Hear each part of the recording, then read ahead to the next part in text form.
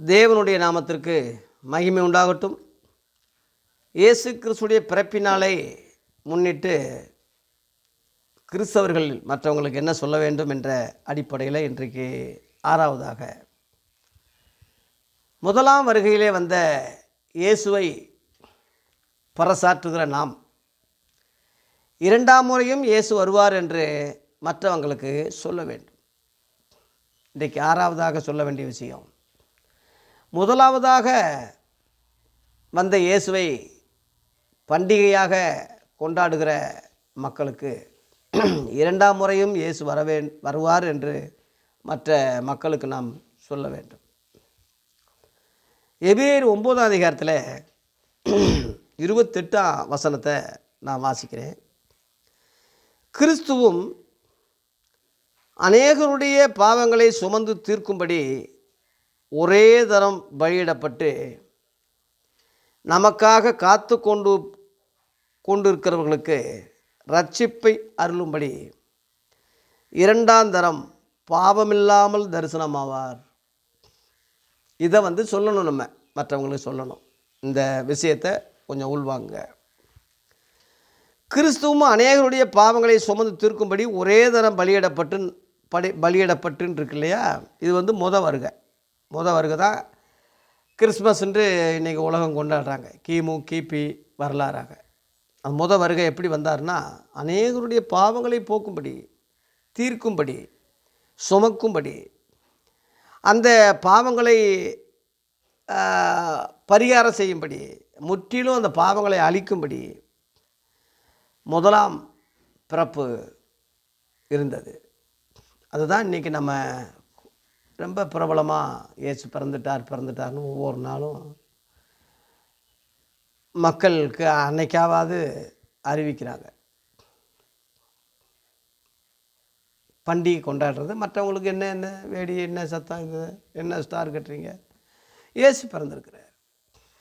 அதை நம்ம அறிவிக்கிற அந்த கொண்டாட்டத்தில் மக்களுக்கு அறிவிக்கிற நாம் அந்த அறிகுறியே இல்லாத அளவில், தெரியாத அளவில் இருக்கிற உலக மக்களுக்கு இரண்டாம் முறையும் இதே மாதிரி வருவார்னு நம்ம சொல்லணும்.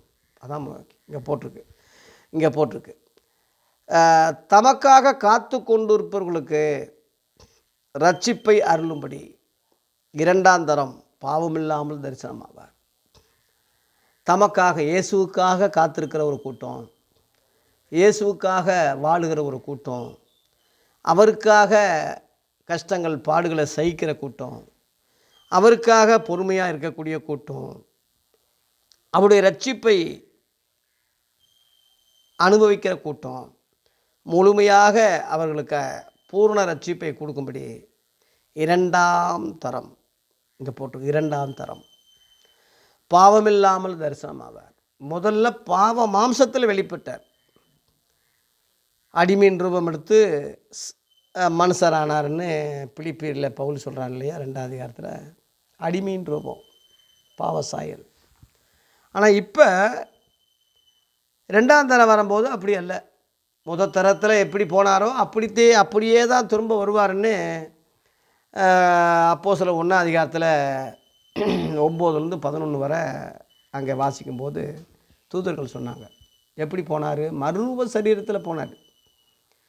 பூட்டின வீட்டுக்குள்ளே இயேசு உயிர்த்தெழுந்து மறுரூபமான சரீரத்தோடு வந்தார். அவங்கள சந்தேகம் நீக்கும்படி அவங்களுக்கு முன்னாடியே சாப்பிட்டார். சந்தேகம் நீக்கும்படி என்னை தொட்டு பாருங்கன்னு சொன்னார். என் கைகளும் கால்களும் பாருங்கள், விழாவில் உள்ள காயத்தை பாருங்கன்னு காமிச்சார். அது மாம்ச சரீரமாக காணப்பட்டாலும் ஆவிக்குரிய சரீரம், அது மறுரூபமான சரீரம். அந்த சரீரத்துக்கு ஒத்த சரீரமாக, ஒப்பாகத்தான் அவருடைய மக்களை ஆக்குவார். அவர் பிலிப்பியர் 3ஆம் அதிகாரத்தில் 21 அவருடைய சாயலுக்கு ஒப்பான அந்த அவருடைய சரீரத்துக்கு ஒப்பாக நம்மையும் மறுரூபமாக்குவார் என்று போட்டிருக்காங்க. 2 கொரிந்தியரில் 3ஆம் அதிகாரத்தில் 18 மகிமையின் மேல் மகிமை அடைந்து மறுரூபப்படுறோம். இன்றைக்கி நம்ம நிழலாட்டமாக தான் பார்க்குறோம். இந்த மகிமை நம்ம இருக்கும்போது மகிமை மேல் மகிமை எழுந்து மறுரூபப்படுறோம். அதான் அவரை போல நம்ம மாறுறோம்னு அர்த்தம். எவர்களை கர்த்தர் முன்னறித்தாரோ தம்ம குமாரனுடைய சாயலுக்கு ஒப்பாக இருக்கும்படி முன் குறித்திருக்கிறாருன்னு ரோமர் 8:29 இருக்குது. அவரை போலவே நம்ம மாறுறோம். இயேசுவை போலவே சிந்தை மட்டும் இல்லை, சரீரத்தையும் மரணம் இல்லாதபடி, சாவு இல்லாதபடி, நோய் இல்லாதபடி என்றென்றும் அவரோடு இருக்கக்கூடிய பாக்கியத்தை நம்ம அடைகிறோம். அதான் ஒரு ரகசியம்னு பவுல் சொல்கிறது. ஒரு ரகசியத்தை சொல்கிறேன், நம்ம எல்லாம் நித்திரை அடைவதில்லை. 1 கொரிந்தியர் 15:51 அந்த ரகசியம், அந்த ரகசியம் பழைய ஏற்பாட்டில் வெளிப்படலை. இந்த ரகசியம் எபேசியர் 3:6 அப்போஸ்தலருக்கு தீர்க்கதரிசிகளுக்கு ஆவியானவராலே வெளியாக்கப்பட்டது போல முற்காலங்கள் மனுபுத்தருக்கு அறிவிக்கப்படலைன்னே இருக்குது. அறிவிக்கப்படலைன்னே போட்டிருக்கு, அறிவிக்கப்படலை. அதனால் இந்த கடைசி நாட்களில் குமாரன் மூலமாக நமக்கு திருவுளம் பற்றினார். எபிரேயர் 1:2. அதனால் இந்த கடைசி காலத்தில் இயேசு வந்தது முதல் வருகை, முடிவு காலத்தில் வர்றது 2ஆம் வருகை. 2ஆம் தரம் இங்கே போட்டிருக்கு. பாவம் இல்லாமல், அதாவது பாவ சரீரத்தில் இல்லாமல் மகிமின் சரீரமாக அவர் வருவார்.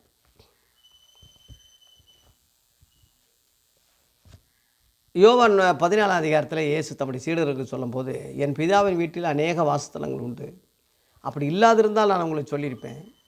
உங்களுக்குன்னு ஒரு ஸ்தலத்தை ஏற்படுத்த போகிறேன். நான் இருக்கிற இடத்திலே நீங்களும் இருக்கும்படி நான் மறுபடியும் வந்து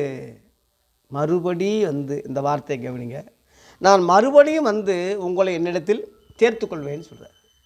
எவ்வளோ பெரிய மகிமை! அதான் மணவாட்டி ஸ்தானம் ஒன்று அர்த்தம். அது விளங்குறதுக்கு தான் மணவாட்டின்னு வந்து சபையை மணவாட்டின்னு சொல்லியிருக்கு. இயேசுவை மணவாளன்னு சொல்லியிருக்கு. மணவாளன் மணவாட்டி சரீர ரீதியான உறவு ரொம்ப மேன்மையானது. விவாகம் அவருக்குள்ளும் கனம் உள்ளதுன்னு இருக்குது. விவாகத்தை ஏற்படுத்தினவர் கர்த்தர் தான். அப்படி உலகத்திலேயே உன்னதமான ஒரு உறவு, ஒரு ஐக்கியம், ஒரு காரியமே புருஷ மனைவி உறவு தான். ஆதாமேவால் தான் ஆரம்பித்தது. இதை சொல்லிவிட்டு இதே போல் அழிவில்லாத ஒரு ராஜ்யத்தை 2ஆம் ஆதாம் என்று சொல்லப்படுகிற இயேசுவை மணவாளனாக, ஏவாள் 2ஆம் ஏவாள் சொல்லப்படுகிற சபையை மணவாட்டியாக, ஆட்டுக்குட்டியாவுடைய கல்யாணம் வந்தது. நம்ம எல்லாரும் மகிழ்ந்து சந்தோஷப்பட கடவோம். அவருடைய மனைவி தன்னை ஆயத்தம் பண்ணினாள் என்று வெளிப்படுத்தல் 19:7 சொன்னபடி அந்த ஒரு இதுதான் 2ஆம் வருகையில் வர்ற ஒரு பாக்கியம், ஆசீர்வாதம். அவருடைய மணவாட்டி அவரோடு கூட வர்றாங்கன்றிருக்கு, அங்கே போட்டிருக்கு. 2ஆம் வருகையில் வரும்போது இந்த ரகசியத்தை நீங்கள் தெரிஞ்சுக்கிங்க.